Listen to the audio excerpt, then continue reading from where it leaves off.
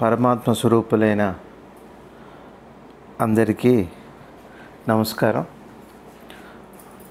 పోయినసారి మనం మాట్లాడుకున్నప్పుడు ఈశావాస్యోపనిషత్తు చెప్పుకున్నాం. అందులో సర్వము బ్రహ్మమయమే, లోపల బయట ఉన్నదంతా కూడా చైతన్య స్వరూపమైన పరబ్రహ్మమే. అంటే ఈ ప్రపంచం కనపడేదంతా కూడా, మనకు వినపడేదంతా కూడా పరమాత్మే, పరమాత్మ స్వరూపమే అన్నప్పుడు మనకి నాది అని కానీ నేను అని కానీ ఉండదు. ఎందుకంటే పూర్ణంగా అదే నిండు ఉంది కాబట్టి నేను నాది అనేది ఉండదు. తర్వాత ఈ ప్రపంచంలో నారాయణ స్వరూపమే అని అంతా బ్రహ్మమయమే అని గ్రహించి ఆయన మీద మనసు లగ్నం చేయటం అని అంటే అర్థం ఏమిటి అంటే, ఎప్పుడూ ఇదంతా కూడా, ఈ విశ్వం అంతా కూడా నారాయణుడే అని మనం జ్ఞాపకం పెట్టుకొని అవగాహన చేసుకునేటట్టయితే మన లోపల ఉన్నటువంటిది సైమల్టేనియస్గా ఒకే పర్యాయం మనకి ఈ విశ్వంలోనూ మన అంతర్యామిగా ఉన్న పరబ్రహ్మ చైతన్యవంతుడైన ఆ పరబ్రహ్మ స్వరూపం మనకి అనుభవంలోకి వస్తుంది. తర్వాత మనకి అది ఎప్పుడైతే వచ్చిందో నేను సంపాదించాను అనుకోవటం, ఏదైనా భోగ్య వస్తువుల్ని తన కోసం వాడుకోవటం అహంకారంతో కాకుండా ఇది భగవంతుడు ఇచ్చిన భావంతో వాటిని వినియోగించుకోవటం జరుగుతుంది. అట్లానే ఇవి అనుభవించేటప్పుడు కూడా త్యాగబుద్ధితో, అనాసక్తతతో వాటిని అనుభవించాలి. ఎవరి ధనాన్ని మనం ఆశించకూడదు. అట్లానే మనం జాగ్రత్తగా చూసేటట్టయితే శుద్ధ చైతన్యమే ద్రవ్యంగా విశ్వ ఆవిర్భావం జరిగిందని మనకి తెలుస్తుంది. అది కాక పరబ్రహ్మ వస్తువు కాక ఇంకా ఏదీ లేదు. మరి ఈ లోపల ఉన్న శుద్ధ చైతన్యం ఆత్మ వస్తువు ఎలాంటిది అంటే, అది కదులుతుంది, కదలదు, దూరంగానూ ఉంటుంది, దగ్గరగాను ఉంటుంది, లోపల ఉంటుంది, బయట ఉంటుంది. అలానే కేవలం పాండిత్యం ఉన్నవారికి అది దూరమే. అది యోగం చేసి సరైన అవగాహనతో ఉన్నవారికి అది దగ్గరే. అందుకనే అమ్మవారి మంత్రాల్లో, లలితా సహస్రనామాల్లో కూడా ఆ విషయం చెబుతారు మనకి. సర్వవ్యాప్తమైన ఆ ఆత్మతత్వానికి ఇంద్రియాలు చెల్లించలేవు కనుక ఆత్మతత్వం అది చెల్లిస్తుందని మనం భ్రమలో ఉంటాం. అది పొరపాటు. అది చెల్లించదు, చెల్లించకుండాను ఉండదు. అది శుద్ధ చైతన్యం. ముఖ్యంగా మనకు కావాల్సింది ఏమిటి అంటే, ప్రపంచంలో ఉన్న అన్ని ప్రాణులలోనూ ఆత్మతత్వాన్ని, ఆ పరబ్రహ్మ స్వరూపాన్ని చూడాలి. అప్పుడు ఎప్పుడైతే ఆ విధంగా ఆ దృష్టితో మనం ఉన్నది ఒకటే శుద్ధ చైతన్యం అని వచ్చిందో అప్పుడు మనం ఎవరిని ద్వేషించం. అట్లానే తనలో ఉన్నది, ఇతరులో ఉన్నది అదే వస్తువు కాబట్టి భేదభావం పోతుంది. అప్పుడు శోకం కానీ మోహం కానీ ఏమి ఉండవు. అట్లానే ఒక దేశం మీద దండయాత్ర చేయటం కానీ, లేకపోతే ఇతరుల దేశాల వాడు వచ్చినప్పుడు మన మతస్థులని ఆశ్రయం ఇవ్వటం, ఇట్లాంటి ఇవ్వకుండా ఉండటం, ఇవ్వటం, ఇవన్నీ కూడా సర్వాంతర్యామైన సమభావం కలిగినప్పుడు అప్పుడు ఇట్లాంటి భేదభావం ఉండదు. అప్పుడు యుద్ధాలు కూడా రావు. ఇక్కడ భక్తి జ్ఞాన మార్గాలు కాక ఒకటే అని సమన్వయం చేసి భార్య, పిల్లలు, సంపద వీటి మీద వ్యామోహాన్ని ముందుగా పరిత్యజించాలి. దీన్ని మనం పెద్దలు ఏం చెబుతారంటే, ఉపనిషత్తులు ఏషణాత్రయ పరిత్యాగం అంటారు దీన్ని. అప్పుడు సమాజ ప్రగతికేమో ప్రవృత్తి మార్గం, ఆత్మ అనుభవానికి నివృత్తి మార్గం, నిస్సంగంగా అంటూ దాంతో బంధం లేకుండా ఉంటూ ప్రవృత్తి నివృత్తి మార్గాల ఒకటే అవుతుంది, అది వేరుగా కాదు. ఈ ఆధ్యాత్మిక జీవనం ఈ విధంగా సాగినప్పుడు లౌకిక జీవనం, ఆధ్యాత్మిక జీవనం విరుద్ధాలు కావు. వీటిని మనం చాలా బాగా సమన్వయం చేసినప్పుడు పరిపూర్ణమైన జీవనం మనకి సాగించవచ్చు. కాబట్టి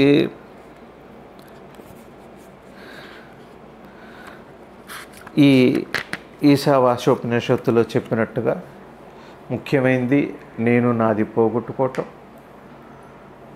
అంతా భగవంతుడిదే అనుకోవటం. ఎప్పుడైతే అంతా భగవంతుడిదే అనుకుంటామో అప్పుడు నేను నాది అనేది పోతుంది. అదే మన లోపల ఆత్మానుభవానికి ఒకేసారి మనకి ఏ ప్రయత్నాలు అదే తపస్సు అవుతుంది. కాబట్టి అంతా నారాయణ స్వరూపమే అనుకున్నప్పుడు భేదభావం కూడా పోతుంది. ఈ విధంగా ఈ ఉపనిషత్తులో లౌకిక జీవనం, పారమార్థిక జీవనం వేరువేరు కాదు అని మన లోపల ఒక పరిపూర్ణమైన అవగాహన వస్తుంది. అప్పుడు ఏమవుతుందంటే ఈ జీవనం అడ్డు కాదు, మనకు అవసరము కాదు, అనవసరం కూడా కాదు. ఈ విధంగా ఈ ఉపనిషత్తు కేవలం లోపల విషయాలను చెప్పింది. తర్వాత మనం ఈ రోజున కేనోపనిషత్తు చెప్పుకుందాం. ఇది సామవేదంలో ఉంది. దీనికి తలవకార ఉపనిషత్తు అని కూడా పేరుంది. మరి ఎందుకు దీనికి పేరు వచ్చింది అంటే, కేన అనే పదంతో ప్రారంభమైంది కాబట్టి దానికి ఆ పేరు వచ్చింది. దీంట్లో భగవంతుడి ప్రార్థన ఓం శాంతి అని మనం పోయినసారి చెప్పుకున్నప్పుడు మనం ఆ మూడు ఆధ్యాత్మిక, ఆదిదైవిక,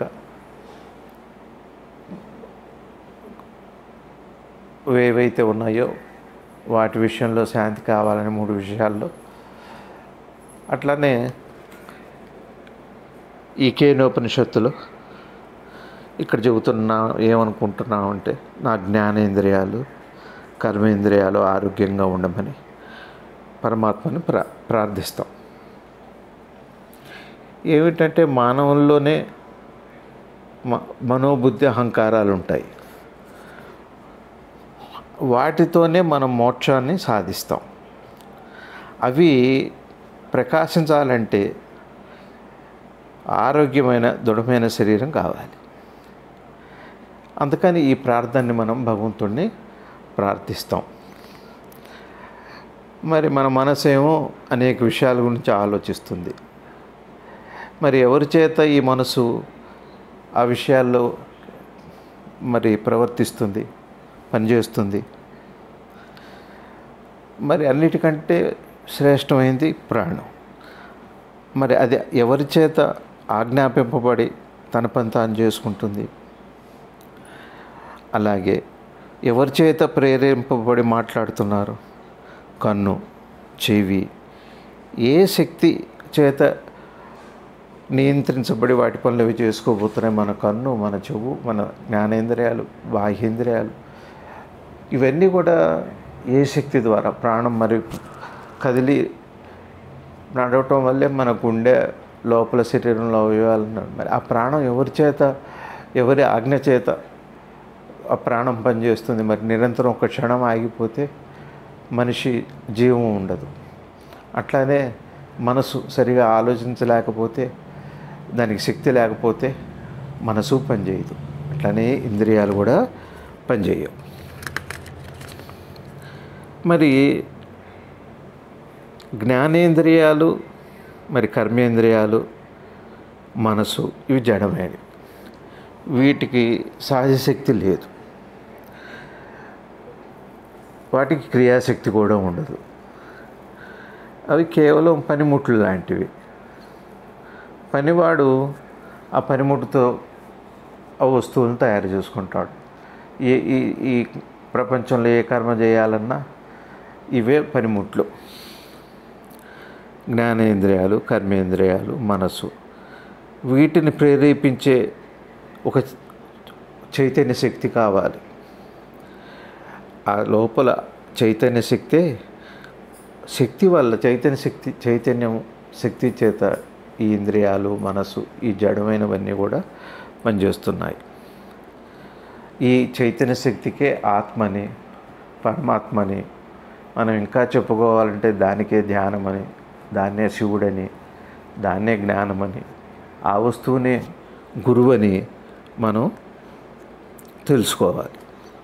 ఎప్పుడైతే వీటిని బాగా జాగ్రత్తగా గమనించి, ఈ కన్ను చూడట్లేదు, ఎందుకంటే గుడ్డివాడికి కూడా కళ్ళు ఉంటాయి, మరి వాడికి కళ్ళు ఉన్నాయి కదా, కనపడట్లేదు అంటే చూచే శక్తి లేదు. ఆ చూచే శక్తి పనిచేయాలంటే అది పనిచేయకపోవటం వల్ల వాడికి చూపు లేదు, అట్లానే వినపడదు. ఇంకా ఈ విధంగా ఇంద్రియాలతో చేసే అన్ని పనులు కూడా ఆగిపోతున్నాయి. ఆ చైతన్య శక్తి వీటిని నడుపుతున్నటువంటి యజమాని ఎవరు అంటే ఆత్మే. ఇది జాగ్రత్తగా గమనిస్తే మన శరీరాన్ని, వాటి పనితీరుని, ఆలోచన, దాని పనితీరుని, దాని పుట్టుక, అలానే అది అదృశ్యం అవటం, వీటన్నిటినీ చాలా నిశితంగా జాగ్రత్తగా గమనించేటట్టయితే వీటి వెనక ఉన్న ఆ పరమాత్మ చైతన్యం మనకి అనుభవంలోకి వస్తుంది. అట్లానే మరి ఒక ప్రశ్న వస్తుంటుంది, ఇవన్నీ పనిచేయాలని బుద్ధి ఆత్మకుందా, ఈ లోపల ఉన్నటువంటి ఆత్మ వస్తువుకుందా అని ఒక ప్రశ్న వస్తుంది. కేవలం వాటికి దగ్గరగా ఉండటం వల్ల ఈ ఇంద్రియాలకి ఆ శక్తి వస్తుంది. ఎవరైనా వాడి ప్రవర్తన ఎలా ఉండాలి అన్నది వాడి పూర్వజన్మ వాసన వల్ల దాని మీద ఆధారపడి ఉంటుంది. వాడి అనుభవాలంతా కూడా కేవలం ఈ లోపల ఉన్న పరమాత్మ వస్తువు సాక్షే. కాబట్టి నువ్వు ఈ లోపల ఉన్న మనసు, బుద్ధి, ఇంద్రియాలు కావాలన్నటువంటి ఏదైతే పరమాత్మ శక్తి ఉందో అది సాక్షి మాత్రమే. ఒక దీపం వెలుగులో మనం ఈ ప్రపంచాన్ని, ఒక సూర్యుడి వెలుగులో ఈ ప్రపంచం ఎలా నడుస్తుందో, శక్తి తీసుకొని ప్రపంచం అంతా ఎట్లా నడుస్తుందో సూర్యుడు సాక్షి మాత్రంగానే ఉన్నాడు. అలానే మన ఇంద్రియాలకి, మనసుకు జాగ్రత్తగా దీనికి కొద్దిగా వివేకం చేత ఈ ఇంద్రియాలు కేవలం వాటికి ఏది శక్తి లేదు, కేవలం ఆత్మశక్తి వల్లే వస్తుందని గమనించటం చేత వెంటనే ఆ పరమాత్మ యొక్క అనుభవం మనకి అవుతుంది.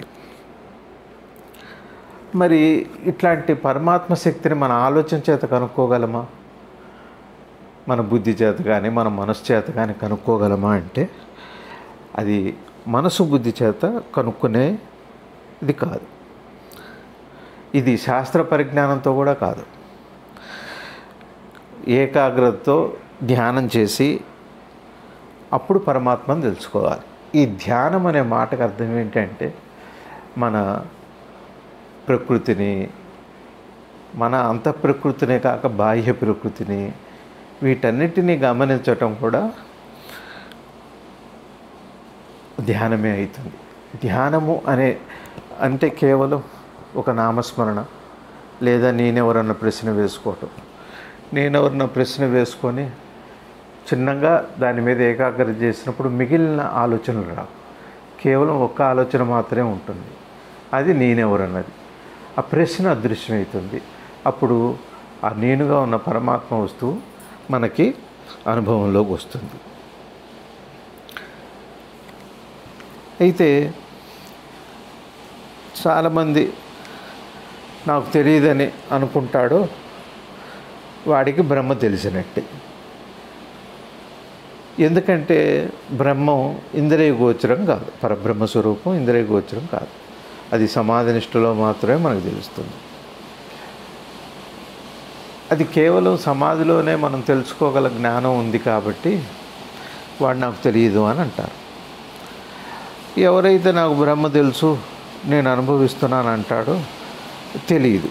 ఎందుకంటే దానికి కారణం ఇంద్రియ గోచరం అనే బ్రహ్మలో అతడు ఉన్నాడు కనుక. క్షమించాలి. అట్లానే దీనికి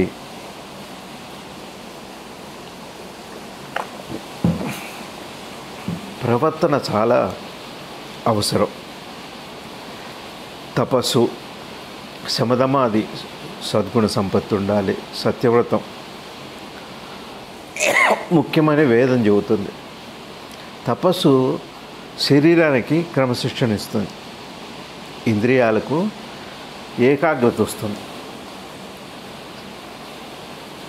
అంతర్బాహ్యేంద్రియ నిగ్రహాన్ని కలిగిస్తుంది. ఇవన్నీ సత్యశోధనకు కావాల్సిన శారీరక, మానసిక, ఇంద్రియ నియంత్రణలు. అంటే మన ప్రవర్తన మీద, మన మనసు యొక్క ఆలోచన విధానాన్ని జాగ్రత్తగా గమనించి దాన్ని అవగాహన చేసుకోవటం చేత అప్పుడు మనకి ఏకాగ్రత వస్తుంది. ఏకాగ్రత అంటే అర్థం ఏంటంటే తన ఉనికిలో తాను ఏకమైపోతాడు. అట్లానే ఇంద్రియ నిగ్రహం కూడా బాహ్యేంద్రియ, బయట లోపల కూడా నిగ్రహం వస్తుంది. అవి నిగ్రహించబడినట్టు అనే మాటకు అర్థం ఏంటంటే వాటిని అనుభవించాలని, దీన్ని అనుభవించాలి, దాన్ని అనుభవించాలని ఆతృత, ఆవేశం, కోపం ఇట్లాంటివన్నీ అదృశ్యమైపోతాయి.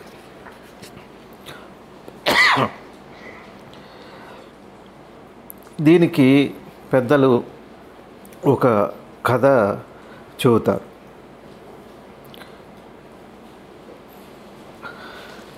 ఒకసారి రాక్షసులను జయించామని దేవతలు మేము గొప్పవాళ్ళమని వాళ్ళు అనుకుంటారు. ఇంద్రుడు, అగ్ని, వాయువు, ఈ దేవతలందరూ. వారికి ఒక జ్ఞానం కలిగించడానికి ఒక యక్షుడు వాళ్ళ ముందు ప్రత్యక్షమై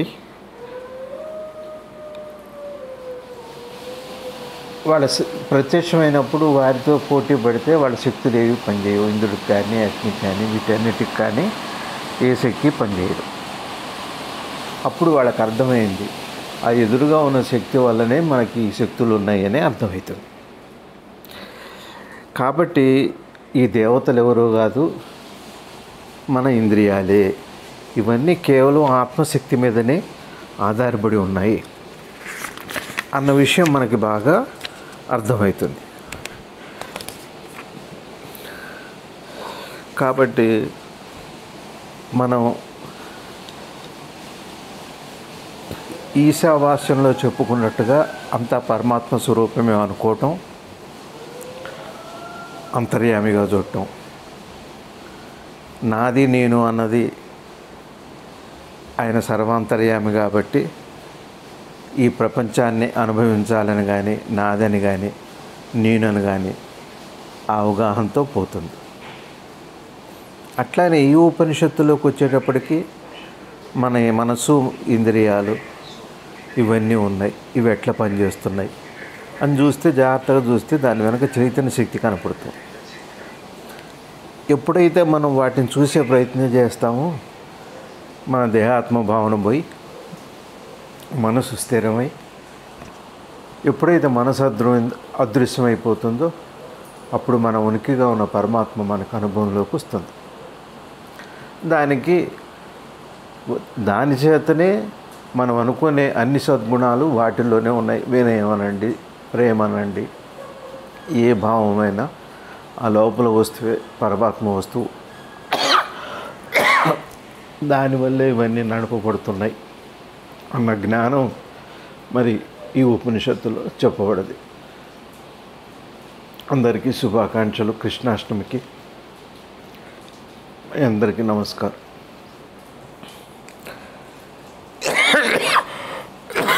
ఇది మనకి ఉపనిషత్తులు పెద్దలు అర్థాలు చెప్పారు. జ్ఞానం గురించి, గురువు గురించి, సర్వాంతరాయమైన పరమాత్మ గురించి ఏది బోధిస్తుందో, ఏ మంత్రాలు చెబుతాయో, ఇవి వేదాల్లో చివరిగా ఉన్నాయి కాబట్టి వేదాంతాలను కూడా పేరు చేయదు. అయితే ఈశావాస్యోపనిషత్తులో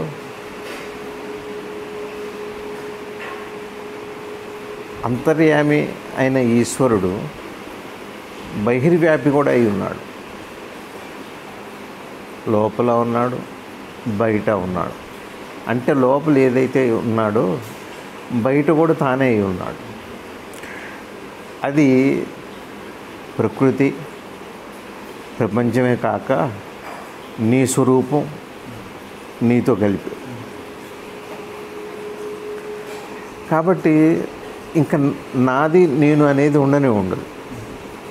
నేను నాది అనేది ఏమన్నా అంతా ఈశ్వరుడు అయినప్పుడు నువ్వు అనుభవించేది, నువ్వు అనుభవిద్దామనుకున్నది, నువ్వు అనుభవించే అని అనుకునే ఈశ్వరుడు కూడా నీ అంతర్యామే, ఆయనే తను తానే అనుభవిద్దాం అనుకుంటుంటాడు.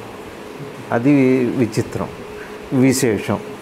అట్లా తానై తాను గ్రహిస్తూ తను తానుగా మిగిలిపోతాడు, తాను అదృశ్యమైపోతాడు. ఈ అద్భుతమైనటువంటి పరిణామానికి అనుగ్రహం అని పేరు, దయ అని పేరు దానికి. అయితే ఈ ఉపనిషత్తు అంతా కూడా పరమాత్మదే అని చెప్పటం, అంతా పరమాత్మే అని చెప్పటం, ఈ విధంగా అది సాగుతుంటుంది.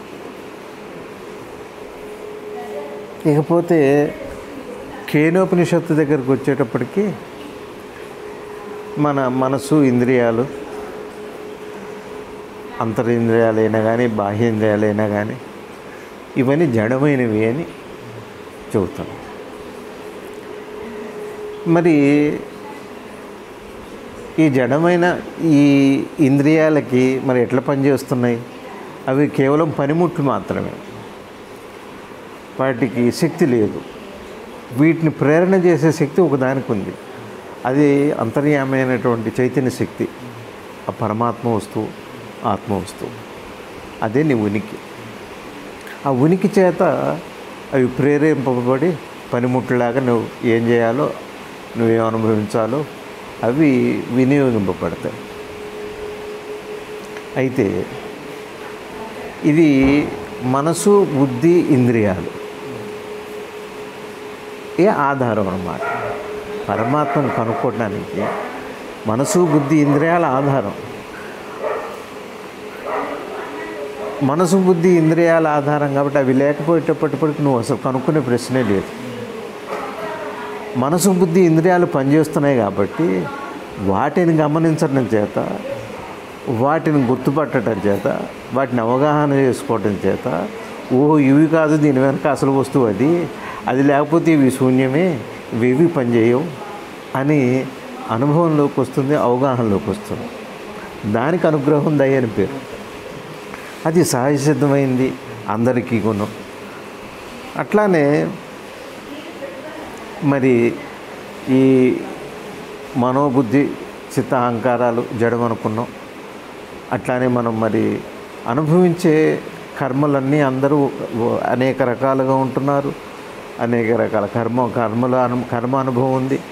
ఇవన్నీ జాగ్రత్తగా చూసేటట్టయితే ఈ కర్మ అనుభవం అంతా కూడా వాడి పూర్వవాసనల మీద ఆధారపడుతుంది, పూర్వకర్మల మీద ఆధారపడుతుంది. అంతేగాని ఆ అంతర్యామైన ఉనికికి సంబంధం లేదు. కేవలం ఇవి పనిచేయటానికి ఒక శక్తి మాత్రమే.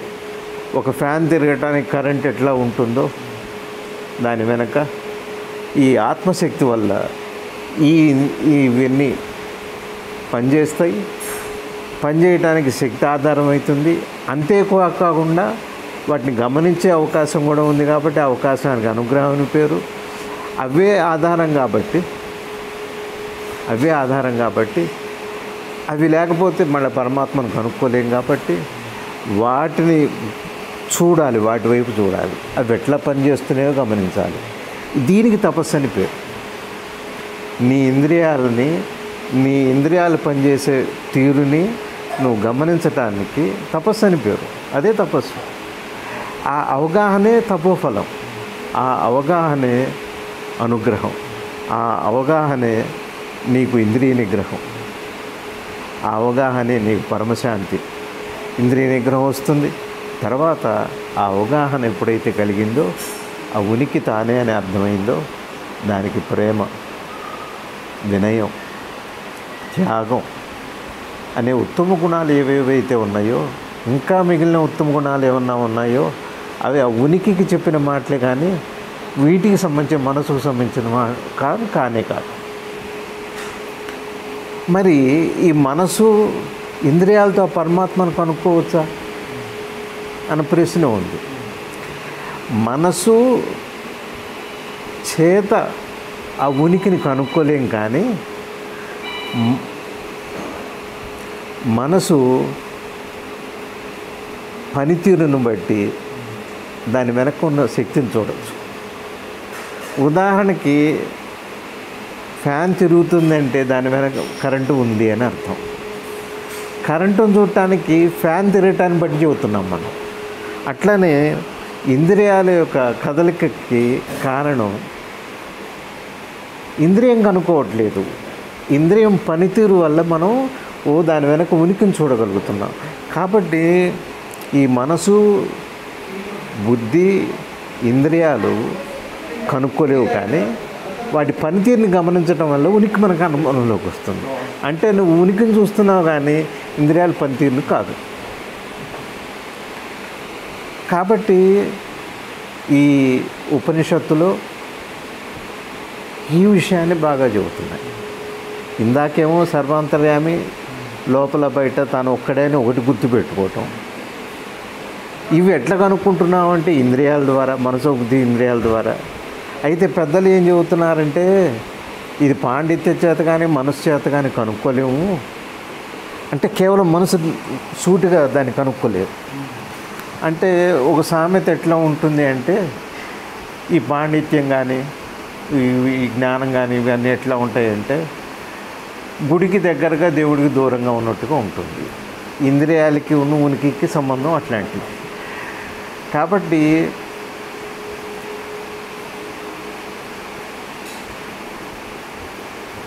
దీనికి లలితా సహస్రనామాల్లో ఒక శ్లోకం ఉంది. అంతర్ముఖ సమారాధ్య బహిర్ముఖ సుదుర్లభ.